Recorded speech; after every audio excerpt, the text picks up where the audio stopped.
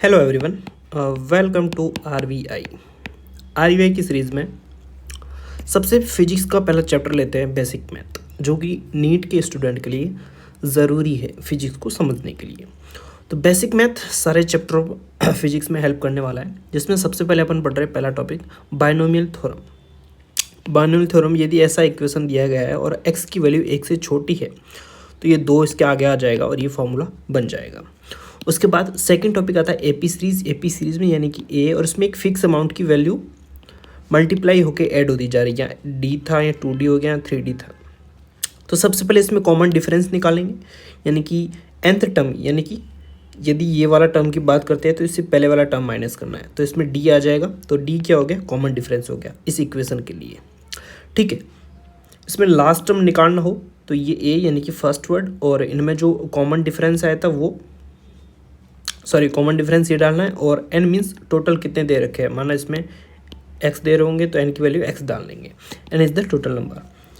फिर इसका सम निकालने की बात करें तो n इज़ द टोटल कितने हैं, उसमें 2 का भाग दे दो, और ये 2a यानी कि इस a को 2 से मल्टीप्लाई करो, यानी कि आपको फॉर्मूला याद करें, n/2 2a कॉस्टक n/1। ये d क्या है? Common difference. तो ये सम के लिए है। ठीक है, फिर बात करते हैं जीपी सीरीज़ की, जो थर्ड टॉपिक है, यानी कि एक फिक्स अमाउंट को बार बार मतलब उसी के मल्टीप्लाई में कर रहा है। यदि मल्टीप्लाई कर रहा है ए आर फिर आर का स्क्वायर, सब देखो इस टाइप से, मतलब इस टाइप का क्वेश्चन पहले उसमें सम पूछा है, यानी कि सबसे पहले उसका फर्स्ट, तो इसमें फर्स्ट ए लिख दिया, फिर आर क्या है? Common difference. यहाँ कॉमन डिफरेंस नहीं, यहाँ पे कॉमन रेशियो है। कॉमन रेशियो कैसे निकालना है? nth टर्म, यानी कि ये nth टर्म और n माइनस टर्म को उसको डिवाइड करना है, तो इसमें r निकल आएगा, तो r क्या है? कॉमन रेशियो है। ये इस टाइप के इक्वेशन में सॉल्व करना है। फिर आता है क्वाड्रिक इक्वेशन। क्वाड्रिक इक्वेशन इस टाइप से लिखा जाता है, ax² bx + c = 0।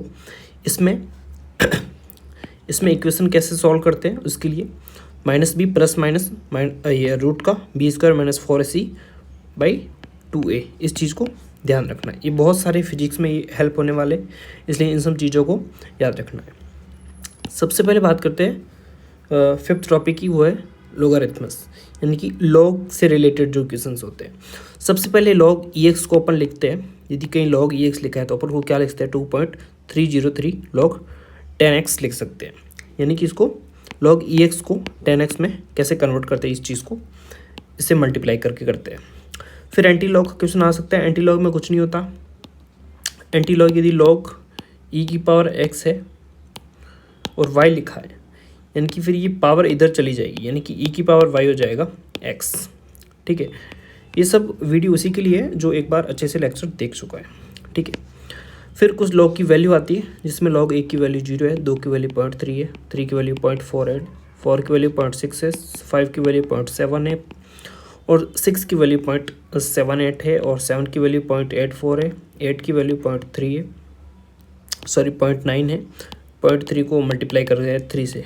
ठीक है, 2 की पावर 3 हो जाएगा, ये 3 आगे आ जाएगा 3, फिर 2 की वैल्यू जो ये है, और इससे 0.9 है, मतलब ऐसे वैल्यू निकलती है एक तरह से। ये 0.9 0.96, और 10 की वैल्यू 1 होती है, 100 है तो उसकी 10⁻2 हो जाएगा, 2 आगे आ जाएगा, और 10 का होता है 1, तो ये 2 आ जाती है, मतलब ऐसे निकलती है ये। यदि किसकी पावर सेम है तो वैल्यू 1 आती है, और उसकी पावर 1 है तो उसकी वैल्यू 0 आती है। इस चीज़ को लॉगरिथम्स में ध्यान रखना है। फिर आता है ट्रिग्नोमेट्री का केस आता है 6 नंबर पे। ट्रिग्नोमेट्री में एक चीज़ ध्यान रखनी है, एंगल ध्यान रखते हैं। ये 37 है, इसके सामने वाली वैल्यू छोटी होगी तो 3 होगी, तो ये 37 था तो ये 53 हो जाएगा, और इसके सामने वाली वैल्यू ये 4 हो जाएगी। 37 के सामने 3, तो 37 के सामने 3 देख लो, 57 ये देख लो। तो इससे कोई भी जो ये वैल्यू आती है ना, tan 37 है, sin 37, इन सब की वैल्यू अपन फाइंड आउट कर सकते हैं। एक चीज़ ध्यान रखनी है, यदि sin थीटा बढ़ता जा रहा है, यानी कि sin थीटा तब बढ़ेगा जब थीटा की वैल्यू बढ़ती है। इस चीज़ को ध्यान रखना है। अपन को टेबल याद होनी चाहिए वैल्यू वाली, जो मोस्टली सबको याद रहती है। यदि थीटा की वैल्यू बढ़ती जा रही है तो कोस थीटा की वैल्यू घटेगी, और थीटा बढ़ता है तो साइन थीटा और टेन थीटा बढ़ता है। इस चीज़ को ध्यान रखना, और जबकि कॉस थीटा तो उल्टा होता ही है, हर बात पे घटता है। फिर कुछ ट्रिग्नोमेट्रिक इक्वेशन है जो अपन चीज़ों को याद रखना है, और बहुत सारी ये फिजिक्स में हेल्प होने वाले हैं। जिसमें सबसे पहला फॉर्मूला साइन a + b, जो साइन तो हमेशा अच्छा इंसान है, sign a cos a + cos a cos b रखता है, जबकि cos अच्छा इंसान नहीं है, पहले खुद को लाता है, कॉज ए कॉज बी माइनस साइन ए साइन बी। ये दो फॉर्मूले इंपॉर्टेंट है। उसके बाद दो और फॉर्मूले जो कि हेल्पफुल है फिजिक्स में, जो इससे डेराइव्ड है और ये वाला इससे डेराइव्ड है। यदि ए और बी की वैल्यू इक्वल कर लेंगे तो ये वाला फार्मूला आएगा sine two theta is equal to two sine theta cos theta, और ए इजक्वल टू बी कर लेंगे तो कॉस टू थीटा बन जाएगा, जो कि cause square theta minus sine square theta बन जाता है। यदि थीटा की वैल्यू बहुत छोटी ले लें तो साइन थीटा की वैल्यू थीटा हो जाएगी, टेन थीटा की वैल्यू भी थीटा। यहाँ भी देख रहे हो आप टेन और साइन थोड़ा सा सिमिलर चल रहे हैं, यहाँ भी सिमिलर चल रहे हैं, ठीक है। कॉस थीटा की वैल्यू 1 हो जाती है, यानी कि थीटा स्मॉल है तो कॉस थीटा को 1 लेना है, ठीक है। इस बात को ध्यान में रखेंगे। रेडियन को पाई में शो करते हैं और थीटा को रेडियन में कन्वर्ट करने का बहुत अच्छा फॉर्मूला, पाई को 1/80 पाई से मल्टीप्लाई कर लो। ये ट्रिग्नोमेट्रिक में यूज होने वाले फॉर्मूले थे। उसके बाद आता है डिफरेंशिएशन कैसे करना है। डिफरेंशिएशन को इस टाइप से शो करते हैं। यदि इसकी वैल्यू n है तो ये n आ जाएगा और n से माइनस 1 हट जाएगा। इस चीज़ को अपन को ध्यान में रखना है। साइन थीटा का कॉस थीटा, इस चीज़ को ध्यान रखना है। बहुत सारे भूल जाते हैं, माइनस होता है, ये सब भूल जाते हैं, या माइनस नहीं होता है, ठीक है। पर अपन कभी गलती से, मैंने मोस्टली ऐसे माइनस कॉस एक्स लिख दिया करा, ये चीज़ें याद रखनी पड़ेगी। टेन का सेक स्क्वायर, यदि टेन थीटा है तो सेक स्क्वायर थीटा, यदि टेन एक्स है तो सेक स्क्वायर एक्स है। कॉज का माइनस साइन होता है, इस चीज़ को ध्यान रखना है। डिफरेंशिएशन में कॉज ही माइनस साइन होता है। फिर मैक्सिमा और मिनिमा की कंडीशन आती है डिफरेंशिएशन के केस में, यानी कि एक बार करोगे तो फिर जीरो, सेकंड टाइम करो तो नेगेटिव आ जाता है, तो वो मैक्सिमम वैल्यू आती है। मिनिमम वैल्यू के लिए एक बार करोगे तो जीरो इक्वल करना है, और फिर डबल बार कर रहे हो डिफरेंशिएशन तो फिर पॉजिटिव वैल्यू आती है, तो वो मिनिमा के केस है। ये सब चीज़ें उसी को ही समझ में आएंगी जिसने अच्छे से एक बार लेक्चर देख रखे हैं। उसके बाद बात करते हैं इंटीग्रेशन की। इंटीग्रेशन का क्या है, मतलब सम करना किसी चीज़ का, तो कुछ छोटे छोटे पार्ट का ये सम करने वाली बात हो रही है। तो एक्स एन है, इसका ये n+1 कर लेंगे और नीचे n+1 कर लेंगे, तो ये इसका बेसिक फॉर्मूला है, ठीक है। cos x का sin x plus C and 1/x लिखा है तो उसका इंटीग्रेशन ln x हो जाएगा। ये मतलब कुछ चीज़ें हैं जो याद रखनी ही पड़ेगी। sin x है, इसका माइनस cos x है, तो यहाँ डिफ्रेंशिएशन के केस में अलग था, इंटीग्रेशन के केस में उसका उल्टा है। सेक स्क्वायर का 10x होता है,